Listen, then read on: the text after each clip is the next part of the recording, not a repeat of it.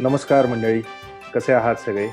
अ, मुलाखत या दुसऱ्या भागामध्ये तुम्हा सर्वांचं मी प्रथमेश इनामदार मनापासून स्वागत करतो. मुलाखत ही सीरीज जी जी मनामध्ये आली आणि सुरू केली, त्याच्यामध्ये पहिल्या एपिसोडमध्ये आपण चर्चा केली चित्रपट क्षेत्राविषयी. मुलाखतीची खालची कॅचलाईनच अशी आहे, की क्षेत्र तेच, पण आव्हानं नवी. आणि खरंच आता असंच झालेलं आहे, की आपल्याकडे वेगवेगळ्या क्षेत्रामध्ये वेगवेगळी आव्हानं आहेत. मी स्वतः अनेक कार्यक्रम आयोजित केलेले आहेत आणि मला असं वाटलं, की अ, आपल्याला जर आता लॉकडाऊन नंतर एखादा कार्यक्रम आयोजित करायचा झाला, तर आपल्याला तो कधी करता येईल आणि आपण तो कसा करू शकू? मग मी म्हटलं, की हे जे प्रश्न मला पडलेले आहेत, तेच प्रश्न अनेक महाराष्ट्रातील वेगवेगळ्या आयोजकांना पडलेले असणार. सांस्कृतिक कार्यक्रम जे आयोजन करतात, त्या सगळ्यांना हे प्रश्न पडलेले असणार. आणि मग मला असं वाटलं, की मुलाखतीचा दुसरा भाग आपण या विषयावरती का करू नये? आणि यासाठी मी आज दुसऱ्या भागामध्ये आमंत्रित केलेलं आहे सत्यजित दांडेकर यांना. सत्यजित दांडेकर हे नाव पुणे आणि महाराष्ट्रामधल्या रंगमंदिर रिलेटेड जी व्यक्तिमत्व आहेत, त्या सगळ्यांना सत्यजित हे नाव माहिती आहे. कारण सत्यजित शिवाय फार पुढे जाता येत नाही. तर त्यामुळे मी म्हटलं की सत्यजितशी बोलावं आणि सत्यजितला विचारावं, की बाबा तुझी मतं काय आहेत या विषयावरती. तर आपण प्रथमतः सत्यजितचं स्वागत करूयात. आणि सत्यजित, फार आता प्रस्तावना न लांबवता मी तुला थेट विचारतो, की इतकी वर्ष तू काम करतोय सांस्कृतिक क्षेत्रामध्ये.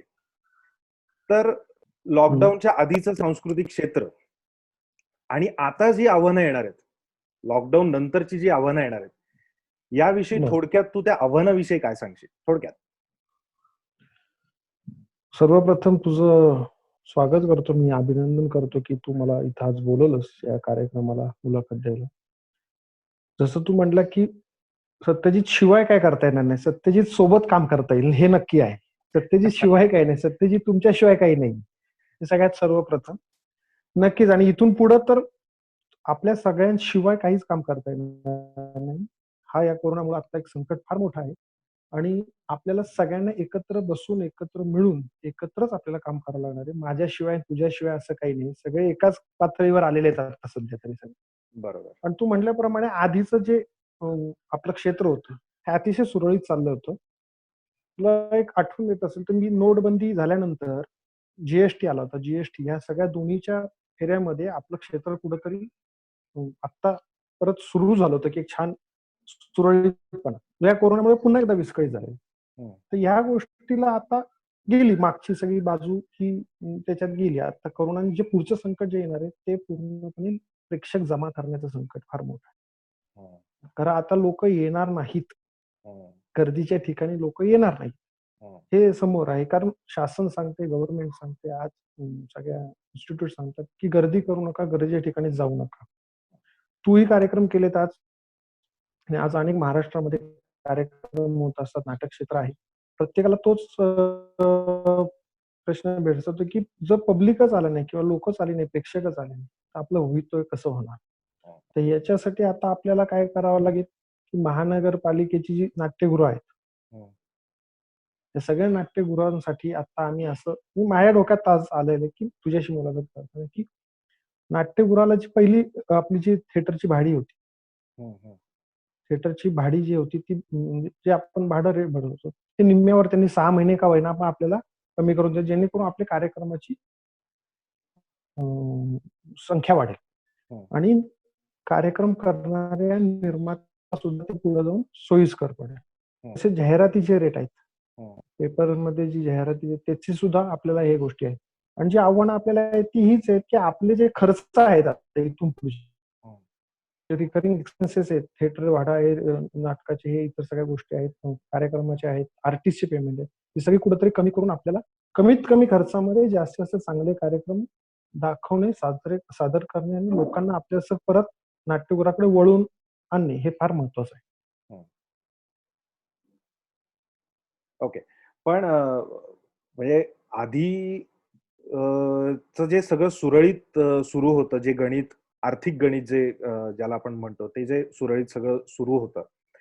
आता तुला हं, काय वाटतं, की साधारण म्हणजे आता समजा मे एंड पर्यंत आपला लॉकडाऊन उठला. समजा, असं आपण एक हं, गृहीत धरू. हं. तर त्याच्यानंतर बरं. साधारण रंगमंदिरं पूर्णतः खुली होऊन नाटकाचे प्रयोग आणि सांस्कृतिक कार्यक्रमांचे प्रयोगाचे बोर्ड रंगमंदिरावरती लागतील, याच्या मधला पिरियड तुला साधारण किती वाटतो? जर आपण आता असं पकडलं, की मे एंडला आपलं लॉकडाऊन पूर्णपणे उघडलं.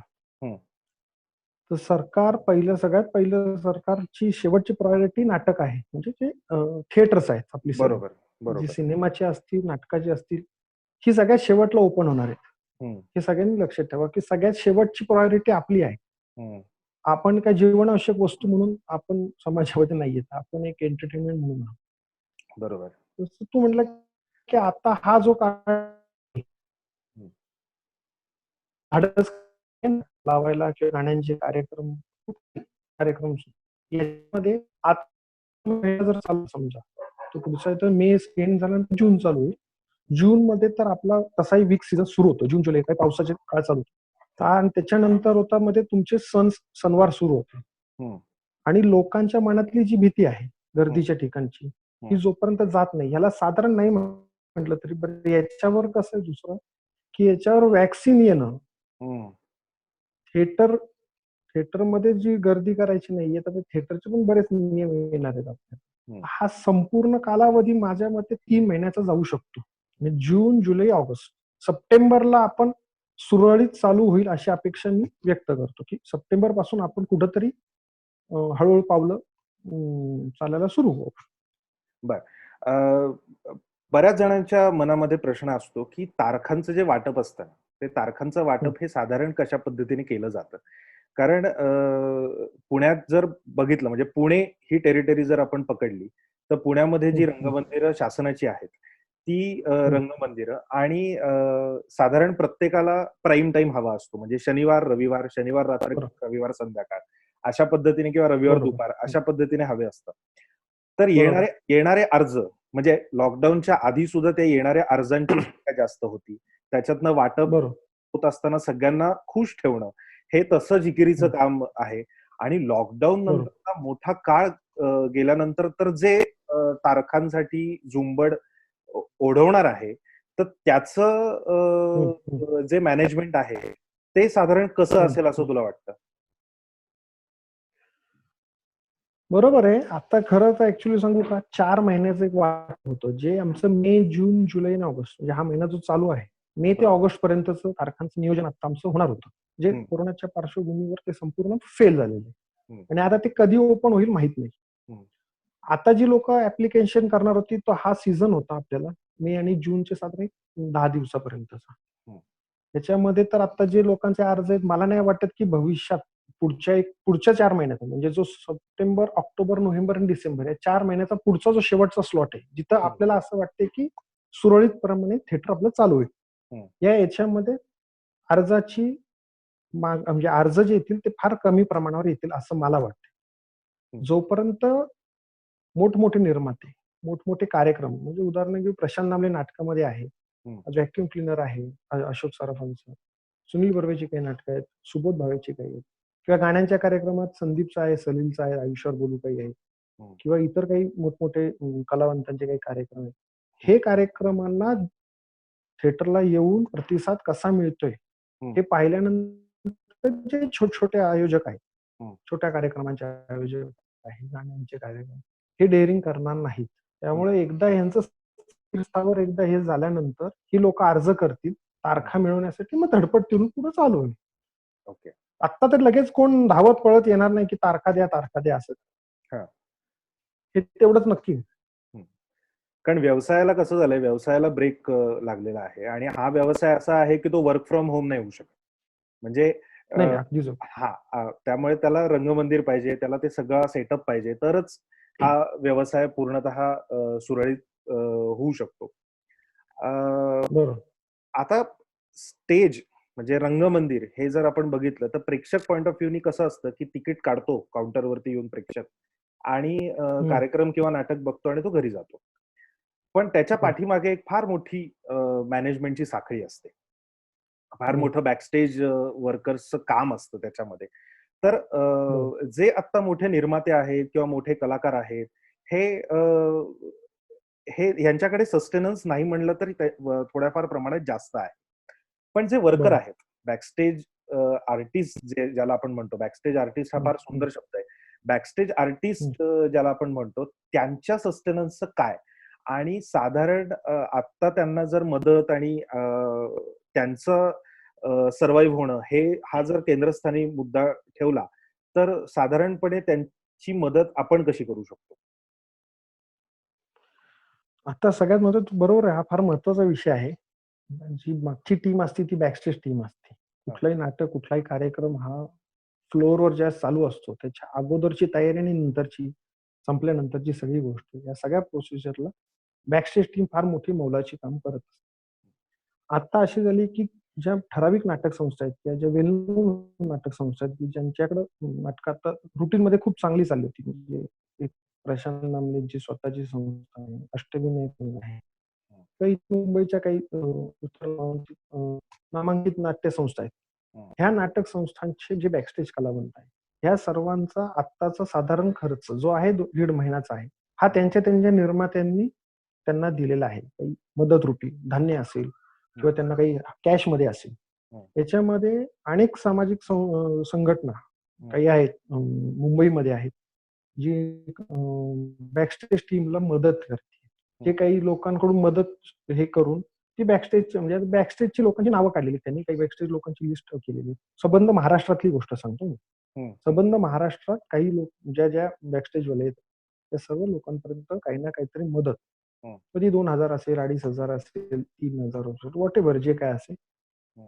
ती ह्या लोकांच्या खात्यामध्ये आता गेलेली आहे. हे बरं, काम आता मुंबईवरून आलेलं आहे. पुण्यामध्ये पण हे काम सुरू झालं. बरं. पुण्यामध्ये पण काही संस्थांनी अन्नधान्य दिलं 2-2 महिन्याचं दिलेलं आहे.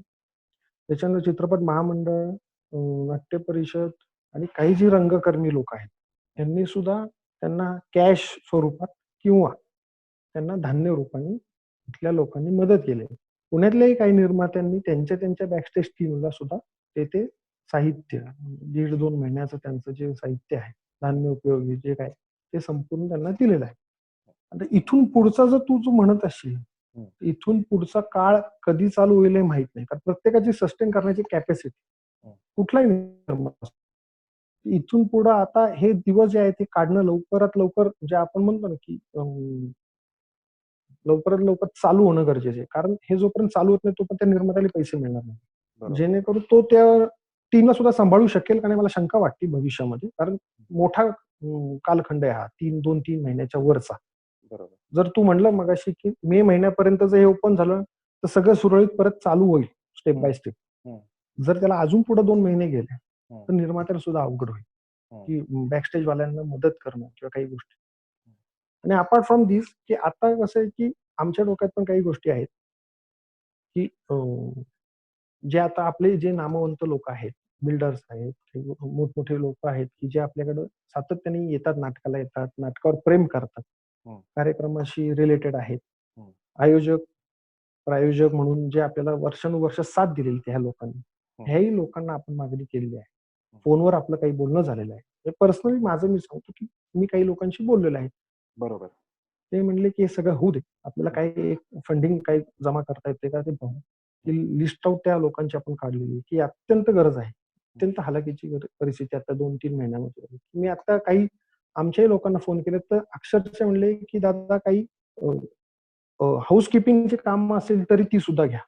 बरोबर. हो. कारण पैसा आता त्यांच्या रोजच्या जीवनाला इतकी परिस्थिती वाईट आली. हं, हे आर्टिस्टिक ते सगळं सोडलंय त्यांनी. पण ते म्हणले, की आता पुढं माळी काम असेल तेही सुद्धा घ्या. एखाद्या सोसायटीचं काही मेंटेनन्सचं काम असेल ते हं, सुद्धा घ्या. हाउसकीपिंगचे काम असेल ते सुद्धा घ्या. हं, ह्याला येऊन आता परिस्थिती आलेली आहे. हं, जर हे लवकरात लवकर जर हे नाही झालं हं, क्लिअर हं. आपल्याला भविष्यामध्ये फार मोठा ह्या बॅकस्टेजवाल्यांना सुद्धा फार मोठा प्रश्न हे फार मोठं गंभीर काय म्हणतो आपण अवघड होऊन जाईल त्या सगळ्यांचं सर्व्हाइव्ह करणं त्यांना. आणि प्रत्येक जण किती मदत करणार? हा एक त्याच्या निर्मात्याला पण एक लिमिटेशन आहे. का त्याचं नाटक सुरू नाहीये आणि भविष्यामध्ये हे नाटक परत चालू होईल. त्याला संपूर्ण मागं जो बॅकलॉग भरून काढायचा आहे तो सुद्धा अवघड आहे. हं. काही निर्मात्यांच्या गाड्या आहेत स्वतःच्या नाटकाच्या. बरोबर. त्या गाड्यांचे हप्ते आहेत मोठमोठे. हं. कारण नाटकाच्या बसेस आहेत त्यांच्या स्वतःच्या. त्यांचे हप्ते, त्यांचे मेंटेनन्स आहे, त्यांचे ड्रायव्हरचे भत्ते. ह्या तर गोष्टी नित्यनेमाने तुम्हाला करणं गरजेचं आहे. गाडी उभी राहून आज हं. कमीत कमी महिना दीड महिना गेला. त्यामुळे हं. तिला मेंटेनन्स आला, तिला सगळं गॅरेजची कामं आहेत. तो जो हं. ड्रायव्हर, क्लीनर ह्याही सगळ्या गोष्टी पाहाव्या लागतात. त्याचा हं. हप्ता आहे गाडीचा. हं. तर त्याही निर्मात्याला पाहावे लागणार आहेत. आणि बॅकस्टेजवाल्यांनी आता आपण स्वतःच आता थोडंसं एक म्हणजे त्यांनाही काळजी स्वतःची घ्यावी लागणार आहे. बरोबर. आणि की अजून दुसरी काही काम शोधून आता तरी तात्पुरतं सर्व्हाइव्ह करणं गरजेचं आहे. शेवटची 2 वाक्य परत सत्यजित सांग, कारण थोडंसं इंटरनेट कनेक्शनला प्रॉब्लेम आला होता. शेवटची जी तू आता 2 वाक्य बोललास ती परत बोल. हां. आता अनेक निर्माते मुंबईचे जे निर्माते आहेत. हं. हां. निर्माते येतंय व्यवस्थित? हो, येतंय. हां. हां. आता मुंबईचे काही निर्माते असे आहेत, की जे आजही बॅकस्टेज ज्यांची टीम आहे त्यांना सांभाळतात. काही हं. पैसे मोजतायत, काही हं. ठिकाणी अन्नधान्य त्यांना पुरवले जाते. हं. पण जसं तू म्हटलं, की मे महिन्यापर्यंत हे सगळं होऊ शकतं. हं. मेपर्यंत ते निर्माते जो सस्टेन करू शकतात हं. एका स्टेजला. हं. पण भविष्यातली अशी स्टेज निर्माण होईल, की त्यांना सुद्धा आज मी सांगितलं, की नाटकाच्या बरेच निर्मात्यांच्या बसेस आहेत स्वतःच्या. हं. त्या बसमधून नाटकाचं सामान ये-जा करतं पुणे, मुंबई किंवा दौऱ्यांवर इतर हं. संबंध महाराष्ट्र. तर ह्यांचे हप्ते आहेत गाड्यांचे. हं. ह्यांचा मेंटेनन्स आहे. ड्रायव्हर आहेत, त्यांचे पगार आहेत. त्याच्यानंतर क्लीनर आहेत, त्यांचे पगार आहेत. हे सगळं त्यांना हा तर बेसिक खर्च हा तर 100% त्यांना करणं आहे. बरोबर. ह्याच्यात त्यांना कुठेही सूटच नाही.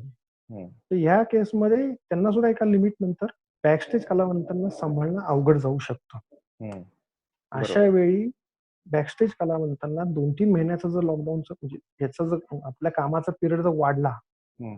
तर 100% त्यांना दुसरं काही ना काहीतरी सोर्स कामाचा हा स्वतः शोधून त्याच्यामध्ये आपल्याला त्यांना स्वतःला जावं लागेल त्या कामामध्ये. हं. आणि एकदा परत थिएटर रुटीन चालू झालं, की त्यांनी बॅक टू परत हं. आपल्याला नाट्यगृहाकडे किंवा नाटकासाठी, कार्यक्रमासाठी परत यावं लागेल. ओके. तर संपूर्णपणे त्यांचा 7-8 6 महिने 5-6 महिन्याचा काळ हा नाही निर्मात्याची कॅपॅसिटी. हं. अ, इतकी वर्ष तू रंगमंदिराशी असोसिएट आहेस आणि व्यवस्थापन क्षेत्राशी असोसिएट आहेस आणि सांस्कृतिक क्षेत्राशी देखील तू जोडला गेलेला आहेस. कुठलीही सुधारणा करण्यासाठी काहीतरी एक ब्रेकची आवश्यकता असते किंवा ते काहीतरी खंडित होणं आवश्यक असतं. म्हणजे साधं आहे, बरोबर. की लाईटची नवीन केबल टाकायची आहे, तर पहिले वीज पुरवठा खंडित केला जातो आणि मग नवीन वायर टाकली जाते आणि मग परत वीज पुरवठा बरोबर. सुरू केला जातो. तर तुला एवढ्या हं, हं. वर्षाच्या अनुभवामध्ये असं काय वाटतं, की ह्या ब्रेकचा फायदा घेऊन काही सुधारणा होणं आवश्यक आहे? तर अशा कुठल्या महत्त्वाच्या सुधारणा तुला वाटतात, की ज्या व्यवस्थापन क्षेत्राशी, रंगमंदिर क्षेत्राशी किंवा निर्मात्यांनी सांस्कृतिक कार्यक्रमाच्या निर्मात्यांनी केल्या पाहिजेत, असं तुला ठळकपणे सांगावसं वाटतं, की ह्या ब्रेकचा फायदा तुम्ही घ्या आणि मग त्याच्यानंतर आपण जेव्हा परत नव्याने व्यवसाय हा सुरू करू, तेव्हा आपण ह्या सुधारणांनी तो सुरू करू. अशा कुठल्या सुधारणा तुला सुचवाव्याशा वाटतात? मी तर पहिलं म्हणजे मला असं खूप वाटतं, की सगळ्या या गोष्टीमध्ये, की कंटेंट वाईज तर नवीन काहीतरी कलावंत घेऊन येणार आहे 100% या ब्रेकमध्ये. हं. हा ब्रेक फार मोठा झालाय आणि प्रत्येकाला कळलेलं आहे, की या ब्रेकमध्ये काय-काय गोष्टी घडणार आहेत, घडलेल्या आहेत आणि घडत आहेत. हं. आणि भविष्यामध्ये आपल्याला काय दाखवायचंय का? कारण लोकांची आता चॉईस बदललेली आहे, हं. सगळ्यात महत्त्वाचं. दुसरं काय मला काय मत आहे, की नाट्यगृहामध्ये जे वर्षानुवर्ष तू नाट्यगृहामध्ये आलेला आहेस. आज मी 20 वर्ष काम करतोय हं. नाट्य क्षेत्रामध्ये. तर सगळ्यात पहिले आता जी आपल्याला आता ही संपूर्ण जी कोरोनामुळे पार्श्वभूमी झाली स्वच्छतेची. हं. हं. स्वच्छता ही फार महत्त्वाची इथून पुढे. हं. इथून मागे सगळ्या गोष्टी चालत होत्या, की महानगरपालिकेची जी नाट्यगृह होती किंवा इतर प्रायव्हेट ठिकाणी सुद्धा. हं. पुणे शहराचा विचार आपण करू. पुणे शहरातले नाट्य.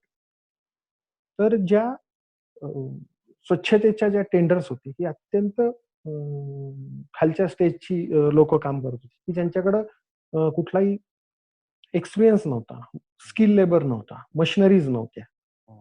तर आता आपल्याला कोरोनाने एक शिकवलं की आपल्याला स्वच्छता बाळगायची, स्वच्छता पाहिजे. नाट्यगृहामध्ये येणारा प्रेक्षक हा पूर्णपणे त्याला हायजिनिक सगळं मिळालं पाहिजे. हा फार गांभीर्याचा विचार इथून पुढे करणं गरजेचं आहे. टॉयलेट बाथरूम मध्ये व्यवस्थित स्वच्छता पाहिजे. कारण तो पसरणारा जो रोग आहे, थुंकणं, प्रेक्षकांनी सुद्धा थुंकणं जे आहे त्या गोष्टी कमी केल्या पाहिजे. कारण एकमेकांच्या मार्फत एकमेकांमधून तो व्हायरस पसरू शकतो. किमान पुढचे 6-8 महिने तरी आपल्याला या सगळ्या गोष्टीचं पालन करावं लागेल. जसं आता मी म्हणलं की थिएटर आता बंद आहेत. तर थिएटरच्या दृष्टीने मला तर 100% थिएटर आणि प्रशासनाला विनंती करावी लागेल, की आम्ही विनंती करणार आहोत, की आता जी स्वच्छतेची जी आपली संपूर्ण 4ही-5ही थिएटर आहे. अण्णाभाऊ साठे आहे, बालगंधर्व रंगमंदिर आहे, कोथरूडचं आहे किंवा पिंपरी चिंचवडचं आहे तिकडच्या साईडचं, गोले रोडचं आहे. ही सगळ्या नाट्यगृहांमधली गणेश कला क्रीडा मंच जिथं मोठमोठे कार्यक्रम होतात. त्या सगळ्या नाट्यगृहांमधली स्वच्छतेची टेंडर ही टॉप क्लास कंपनीची जी आहेत, म्हणजे थोडक्यात आम्ही मागे पण बीव्हीजी कंपनी जी आहे, जी राष्ट्रपती कार्यालयामध्ये, पीएमओ कार्यालयामध्ये सुद्धा ती कंपनी, एअरपोर्ट्स त्यांच्याकडे आहेत. बीव्हीजी म्हणून फार मोठी नामाजलेली कंपनी. हा, येस. तर ह्या कंपनीशी पण आम्ही टायअप केलं, म्हणजे यांच्याशी पण आमचं बोलणं झालं होतं. त्यांनी आम्हाला डेमो दिले होते. पण त्यांचा रेट महानगरपालिकेला काही परवडत नव्हता याच्यामध्ये. तर महानगरपालिकेचे त्यावेळेस ते म्हणजे त्यांनी असा आक्षेप काढला होता की हे आम्हाला परवडणार नाही. पण आता जिथं लोक येणार आहेत, जिथं जास्तीत जास्त मॉब जमा होणार आहेत, ही आहे नाट्यगृह थोडक्यात. तर इथं ह्या पद्धतीचा बीव्हीजीचा जो हे आहे, साफसफाईचं जे टेंडर किंवा ज्या त्या टाईपच्या ज्या क्वालिटीची जी मेंटेन करणारी जी सर्व्हिसेस आहेत, या सर्व्हिसेसलाच फक्त प्राधान्य देऊन महानगरपालिकेच्या सगळ्या वास्तूंमध्ये, मी तर म्हणतो की जिथं जिथं लोक येतात, महानगरपालिकेची मुख्य बिल्डिंग पासून ते नाट्यगृहांपर्यंत, हॉस्पिटल पासून ते सगळीकडे, या आता कोरोनाच्या पार्श्वभूमीवर स्वच्छतेचं कुठं ना कुठं तरी चांगल्या प्रकारचं पालन केलं पाहिजे, असं माझं मत आहे.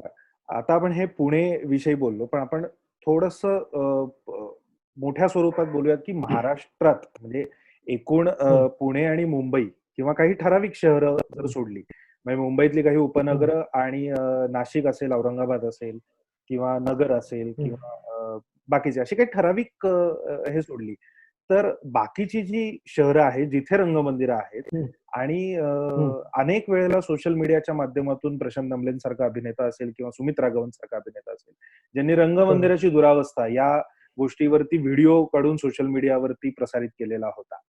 तर पुणे, मुंबई, नाशिक हे वगळता सुद्धा इतर जी रंगमंदिरं आहेत, आता ब्रेक आणायचा मिळालेलाच आहे, तर त्या शहरातल्या दुर्गम भागातल्या ठिकाणी सुद्धा जी रंगमंदिरं आहेत त्याची जी अवस्था आहे, तर त्याचं निर्जंतुकीकरण करणं आणि त्याचं एकूण ढाचा चेंज करणं, हे ह्या ब्रेकचा फायदा घेऊन करता येणं शक्य आहे का? आणि शक्य असल्यास त्याची कार्यप्रणाली कशी असू शकते?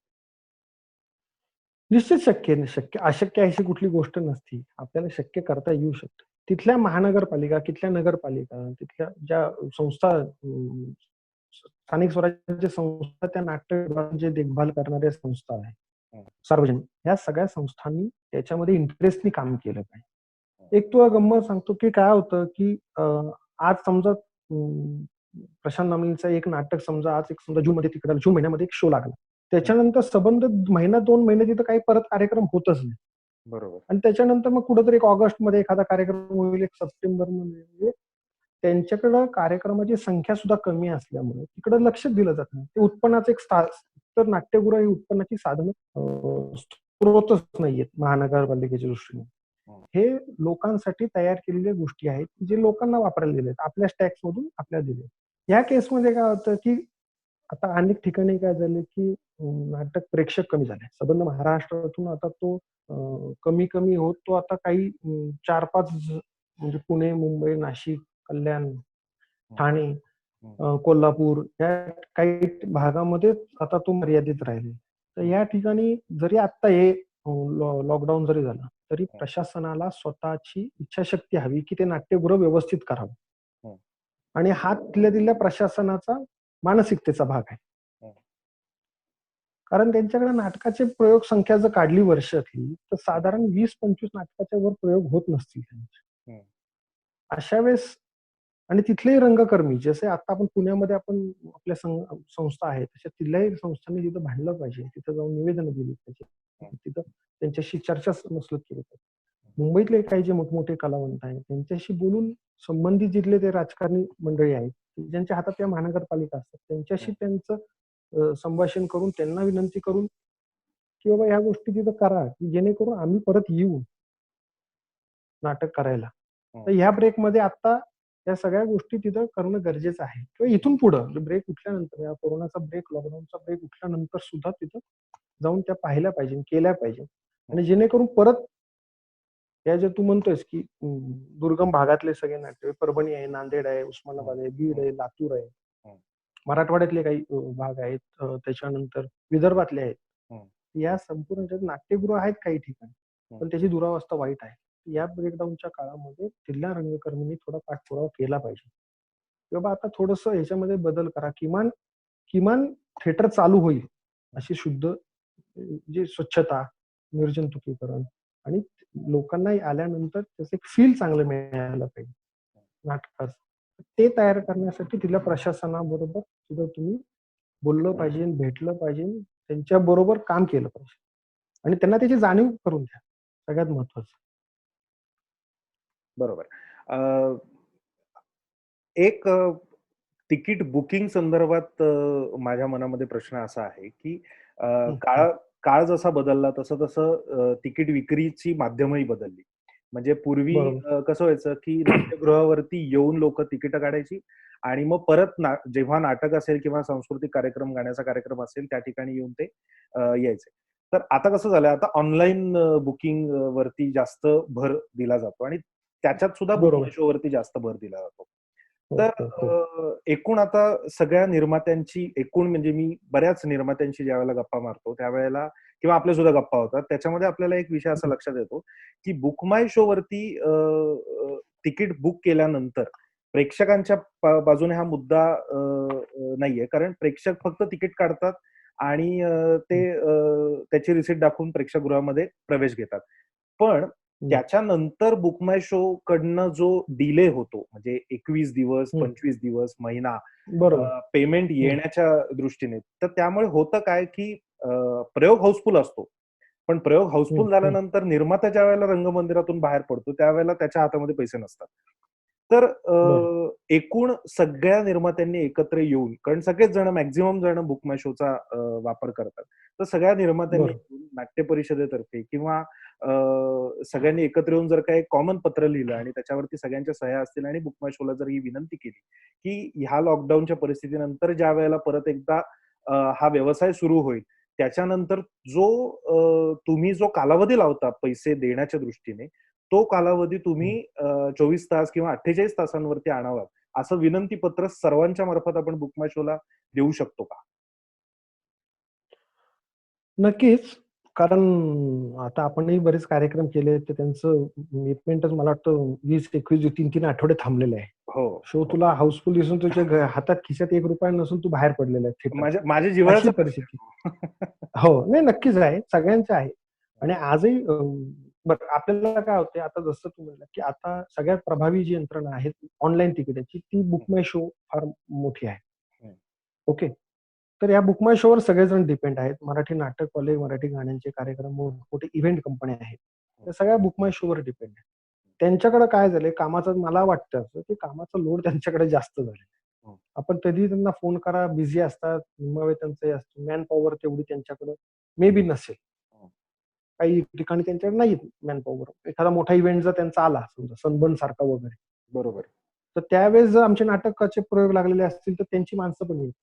हां, बरोबर. पण तेवढंच आहे. हं, तर आता राहिला प्रश्न जो आहे तो पैशाचा आहे. हं, तर निश्चित आपल्याला काहीतरी त्याच्याशी त्यांच्याशी बोलावं लागेल. त्यांचे जे कोण आहेत पदाधिकारी, जे कोण काम करणारे लोक आहेत, त्या सगळ्यांना तिथं विश्वासात घेऊन, की ह्या-ह्या अडचणी आम्हाला भेडसावतात. हं, ह्या-ह्या अडचणी आम्हाला काय होतं आता खरं सांगू का, की काही ठिकाणी तर बुक माय शोचं पैसे एवढे असतात, की इथला लोकल खर्च सुद्धा कॅशमध्ये आपल्या सगळा लोकल खर्च जो असतो कॅशमध्ये करावा लागतो. बरोबर. हा सुद्धा आपल्याला तिथं कॅश उरत नाही. हम्म. शेवट निर्मात्याला तिथं जाऊन काही खिशातून आणलेले पैसे किंवा कुठे एटीएम मधून काढून ते पैसे भरावे लागतात. बरोबर.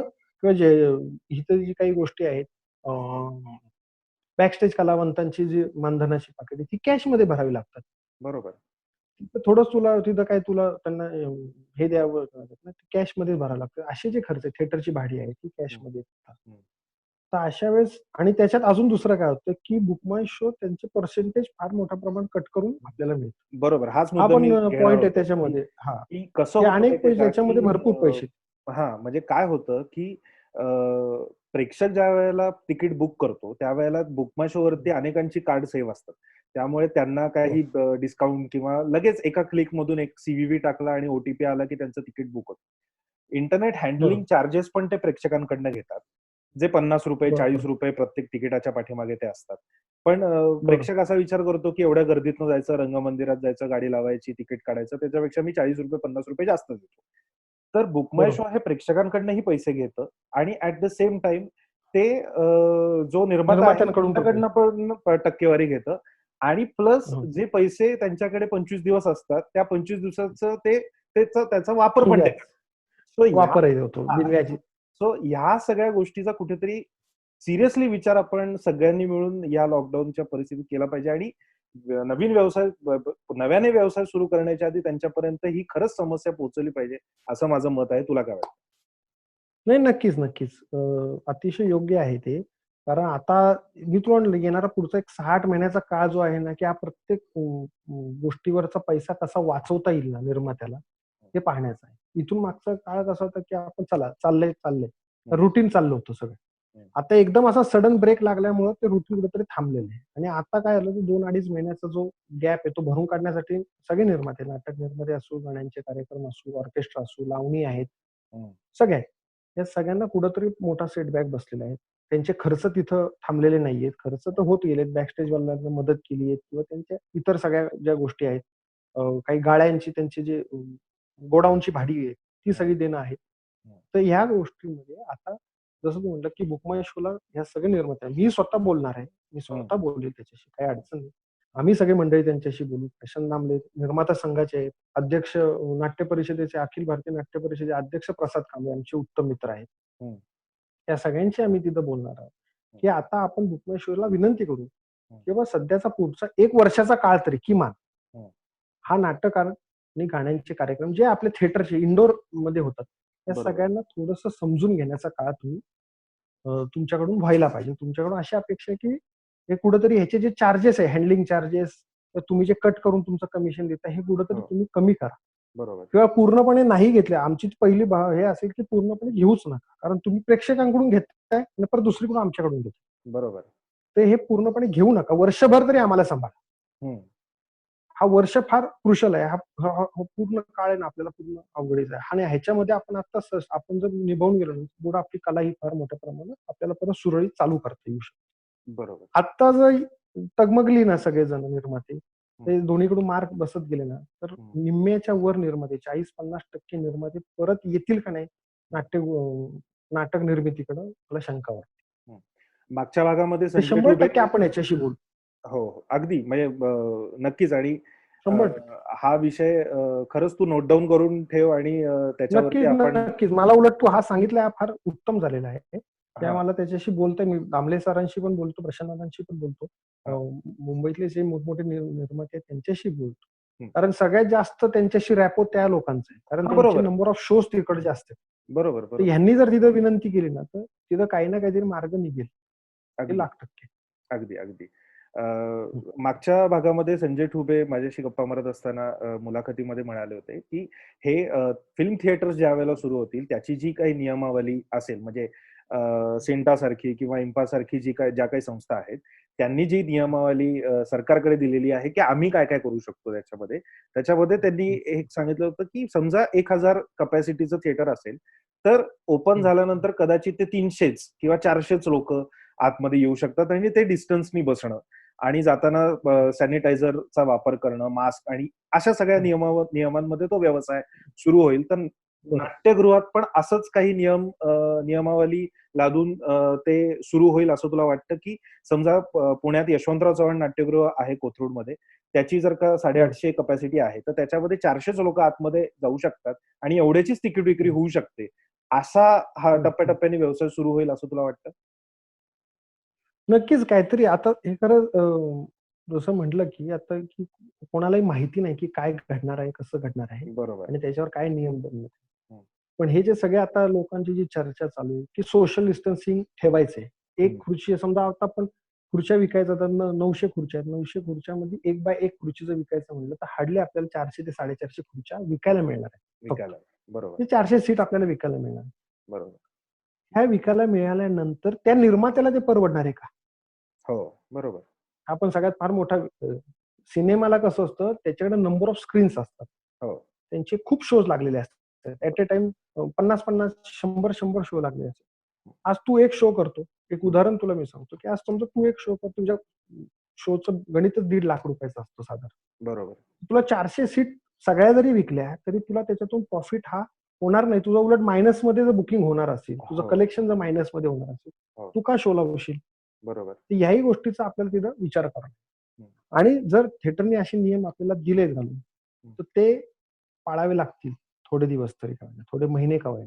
हं, आणि पण तसंच थिएटरच्या वतीने पण स्वच्छतेच्या बाबतीत पण थिएटरने त्या फॉलो केल्या पाहिजे त्यांच्याकडच्या टर्म्स आणि कंडिशन, हं, की लोकांना स्वच्छता ही दिली पाहिजे. टॉयलेट बाथरूममध्ये असेल किंवा खाली ती अ, दरवाजावर त्यांना काही वेगळ्या गोष्टी सॅनिटायझिंग करायच्या गोष्टी असतील, त्या सुद्धा आपल्याला थिएटरच्या तर्फे पुरवल्या गेल्या पाहिजे. आणि महानगरपालिकेने किंवा कुठल्याही नगरपालिकेने त्याच्यामध्ये स्वतः जातीने लक्ष घालून त्या गोष्टी केल्या पाहिजे. कारण इथं डायरेक्ट संसर्ग होण्यासारखी गोष्टी आहे. कारण 400 लोकं ॲट अ टाईम तुमच्याकडे येणार. बरोबर. सगळ्यात दुसरी गोष्ट आहे, की आता ठीक आहे हे आपण पाळू. हं, त्याच्यामध्ये अजून दुसरं, की आता समजा उद्या राजकीय कार्यक्रम आहे. हं, हं. त्यांचे तर हजार-हजार ते काय 400 लोकं थोडंच बोलवणार आहे. हो, 1000 बरोबर. लोकं आहेत. त्यांना सुद्धा नियम पाहिजे ना. हो, बरोबर. नियम फक्त तुम्ही, कार्यक्रम करणारे निर्माते, नाटक निर्माते, गाण्यांचे कार्यक्रम, लावणी, तमाशा हे लोकं नाहीयेत ना. ह्या इतर संस्था ज्या आहेत, ह्यांनी सुद्धा पाळले पाहिजे. ह्यांना सुद्धा नियमावली सेम पाहिजे ना. बरोबर, बरोबर. जसं आम्ही आता मी तर म्हटलं, की इथून पुढचे जे शनिवार, रविवार ज्या प्राईम तारखा आहेत, जसं हं, तारखा वाटपाचा एक विषयामध्ये ते एक विषय होता, की इथून पुढचे शनिवार, रविवार हे प्रामुख्याने नाटक संस्था, गाण्यांचे कार्यक्रम ह्यांच्यासाठी द्या. कारण त्यांचा आता जो धंदा आहे तो पूर्णपणे ह्याच्यावर आहे, की या 4 शनिवार, रविवार हं. आणि त्यांना तिथं बुकिंग होण्याचे तेच 2 दिवस आहेत. बरोबर. हे जर तुम्ही प्रायव्हेटवाल्यांना किंवा कुठल्या राजकीय लोकांना देऊ नका. एक हं, किमान 8 महिने, 6 महिने आमचा जो काळ भरून काढण्याचा आहे, हं. तेवढा पुरता तरी आम्हाला तारखांमध्ये जास्तीत जास्त आम्हाला तिथं सहकार्य करा. दुसरी आहे थिएटरच्या बाजूने थिएटरने स्वच्छतेचं मी जसं म्हटलं मगाशी, की स्वच्छता ही टॉप क्लास कंपनीकडून करून घ्यावी. हं, त्यांचं कायम त्याच्यामध्ये अ, कायम लक्ष असावं. तिथल्या हं, थिएटरच्या संबंधित जे मॅनेजर, व्यवस्थापक, तो त्याचा स्टाफ असेल त्यांनी. हं, स्वच्छतेचं पालन त्यांच्याकडून झालं पाहिजे आणि प्रेक्षक जो येतोय, त्या हं. प्रेक्षकाने सुद्धा थिएटरमध्ये आणि आज सामाजिक अ, भान सुद्धा ठेवलं पाहिजे, की आपण थुंकलं नाही पाहिजे. अनेक ठिकाणी असं होतं, की इतकं सुंदर आपण स्वच्छता करतो नाट्यगृहांकडे, पण प्रेक्षक सुद्धा घाण करून जातात. हो ते ना. सुद्धा चुकीचं आहे. हं. ते सुद्धा कुठेतरी म्हणजे टू वे आहेत. आता हे सगळ्यांनी बदललं बरोबर पाहिजे. आहे. हे फक्त बरोबर. नुसतंच महानगरपालिकेच्या नाट्य संस्था यांनी नाही बदललं पाहिजे. ते टू वे प्रेक्षकांनी सुद्धा बदललं. बरोबर. त्या दोन्हीकडे आलं तर आपण पुढं तरी एक 6-8 महिन्याचा जो वर्षाचा काळ आहे, जो आपल्याला हं, फार पाळावा लागणार आहे सोशल डिस्टन्सिंग. हं. 100% आपण त्याच्यातून निभावून जाऊ शकतो. एक आणि पुन्हा एकदा संकल्पना चांगले दिवस आपल्याला 100% येईल. अगदी, अगदी. एक संकल्पना मला अजून एक अशी पण वाटते, की कसं आहे, की आता Netflix आहे, Amazon आहे किंवा Hotstar आहे. अशी जी काही चित्रपट आणि वेब सीरीजसाठी जी ऑनलाईन माध्यमं आहेत. बरोबर, चांगली-चांगली नाटकं YouTubeवरती फ्री ऑफ कॉस्टमध्ये अवेलेबल आहेत. चांगली-चांगली नाटकं. बरोबर. हं, हं, अ, तर नाट्य व्यवस्था आणि नाट्य निर्मात्यांसाठी सुद्धा एक नाटकाचं हं, स्पेशल डेडिकेटेड वेब पोर्टल असलं पाहिजे, असं एक माझं वैयक्तिक मत आहे. याचं कारण असं आहे, हं, हं. की त्याचं सबस्क्रिप्शन येईल. मग त्याचे राइट्स विकले जातील, नाटकाचे राइट्स विकले जातील आणि मग त्याच्यातनं सुद्धा 4 पैसे निर्मात्याला मिळतील. कारण होतंय असं, की बरोबर. आता सीडी कोणी विकत घेत नाही. म्हणजे आता कसं झालंय पेन ड्राईव्ह हं, वरती कॉपी तुझ्याकडे आहे का? मग ते हं, त्याची हं. पायरसी जास्त होते.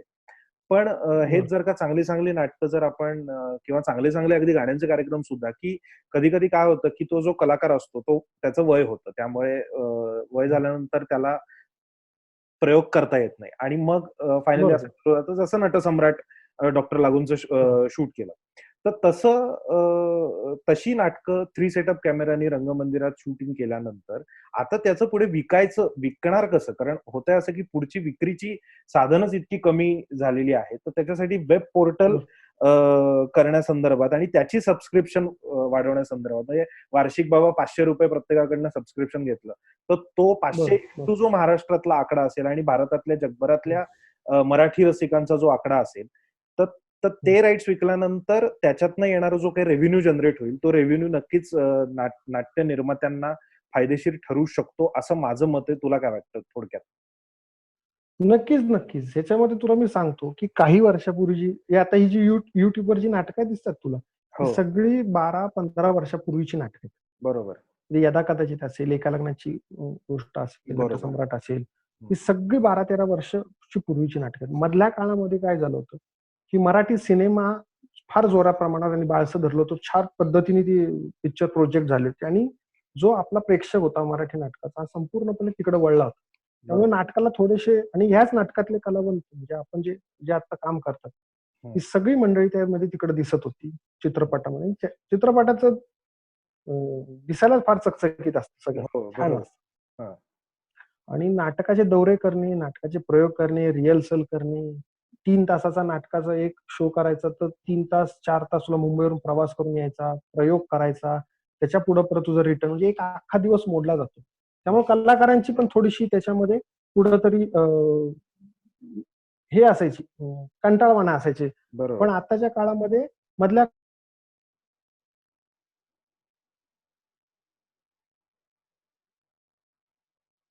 म्हणजे प्रभाकर पणशीकरांची नाट्यसंपदा असेल परत किंवा शेवटची 2 वाक्य त्यांची सत्यजित कर पूर्णच कनेक्शन गेलं होतं. हां, बोलू? हो, बोल, बोल. हां. जसं ही जी सगळी ही 12-13 वर्षापूर्वीची नाटकं जी आली होती जे बहुचर्चित नाटकं होती अशी खूप हाऊसफुलची गर्दी खेचणारी यदा कदाचित लग्नाची गोष्ट आहे किंवा इतर सगळी नाटकं आहेत. श्री तशी सौ आहे. हं, ही सगळी नाटकं त्यावेळेस नाटक कंपन्या ज्या या सीडी बनवणाऱ्या कंपन्या होत्या. ह्या सीडी बनवणाऱ्या कंपन्या ह्या पूर्णपणे नाटकवाले, निर्माते हं. आणि कंपन्या यांच्यामधला छान समन्वय होता. त्याच्यामुळं आणि पैसे चांगले मोजायचे. बरोबर. त्या काळातले पैसे त्यांना चांगले मोजायचे. त्यामुळे या कंपन्यांनी त्या सीडी आणून त्या तुमच्या माझ्या रसिक प्रेक्षकांसाठी उपलब्ध केल्या. पण नंतरच्या काळामध्ये जसं सिनेमा आले मोठमोठे मराठी, या सगळ्या सिनेमांनी काय केलं, की आपला संपूर्ण प्रेक्षक जो नाटकाचा होता, हा संपूर्ण सिनेमाकडे गेला. आणि थोडंसं नाही म्हटलं तरी नाटकाच्या कंपन्या यांची हं, प्रोडक्शन कुठेतरी कमी झाली, नाटकाचे प्रयोग. हं, त्याच दरम्यानमध्ये मोठमोठे जे निर्माते होते, हं, प्रभाकर पणशीकर असतील, मोहन वाघ असतील, सुधीर भट असतील हं, किंवा मोहनशेठ तोंडवळकर असतील. हं. ही सगळी मंडळी यांची निधन झाली. त्या कंपन्या बंद पडल्या. त्याच्यामुळे नवीन निर्मिती जी एक दर्जेदार निर्मिती या संस्थांकडून होत होती, ही सगळी थंडावली. हं, आणि या मधल्या काळामध्ये चांगली प्रोडक्शन हं, जेवढ्या मोठ्या प्रमाणावर व्हायला पाहिजे तेवढी झाली नाही. हं, जी झाली ती थोडं कमी प्रमाणावर झाली. हं. आणि ह्याच्याकडे कोणी नंतर मग लक्षच दिलं नाही. आणि आता या अलीकडच्या काळात 2 वर्षापासून, दीड वर्षापासून Netflix वगैरे ह्या सगळ्या Amazon, स्टार स्पोर्ट्स व्हॉटएव्हर जे काही हं, ह्या संस्था आहेत, हं, कंपन्या आल्यात ऑनलाईनच्या. हं. त्याच्यामध्ये नाटकाला कुठं स्थान नाही. बरोबर. हां. तर आता 100% आणि नाटकाचं कसं होतं, की पुढं त्याचं काहीच घडत नाही. एकदा बंद पडलं नाटक, पुढं काही नसतं, शून्य. हां, एक्झॅक्टली.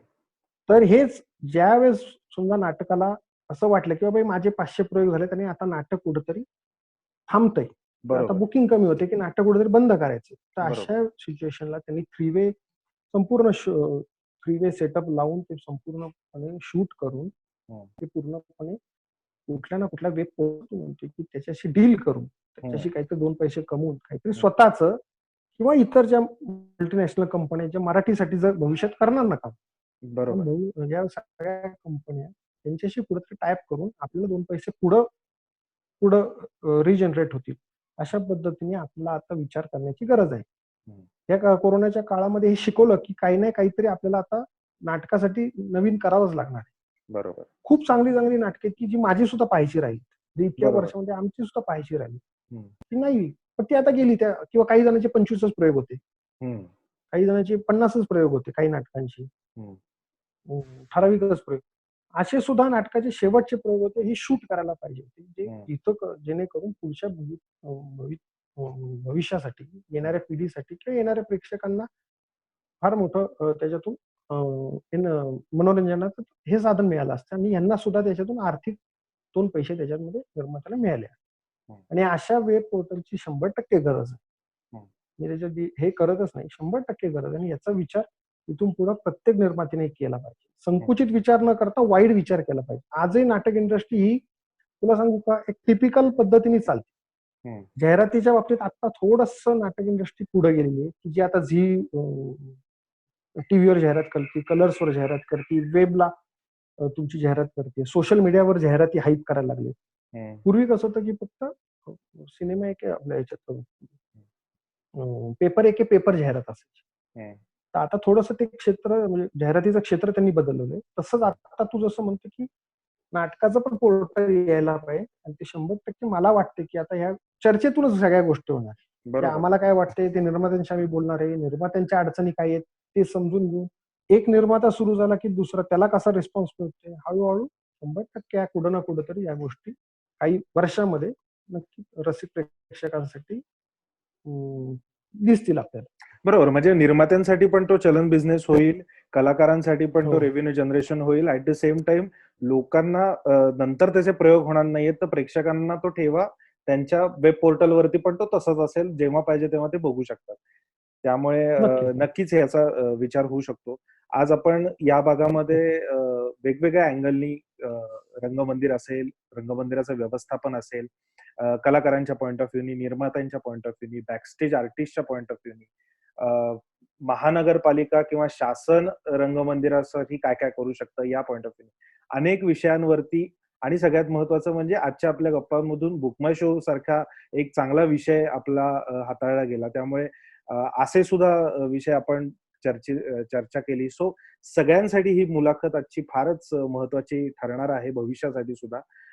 तर मी सत्यजित तुझं मनापासून आभार मानतो, की तू या धन्यवाद, मुलाखतीसाठी धन्यवाद. होकार येस, दिलास तुझं सुद्धा. आणि एक छान विषय सविस्तरपणे मांडलात. तर पुनश्च एकदा नक्की. तुझे आभार मानतो आणि तू काळजी घे, घरच्यांनाही सांग काळजी येस, घे आणि येस. आपण घरी राहूयात, सुरक्षित राहूयात नक्कीच, आणि नक्कीच. पुढच्या भागामध्ये आपण वेगळ्या विषयावरती रसिक प्रेक्षक हो भेटूयात आणि तूर्तास आत्ता थांबूयात. धन्यवाद.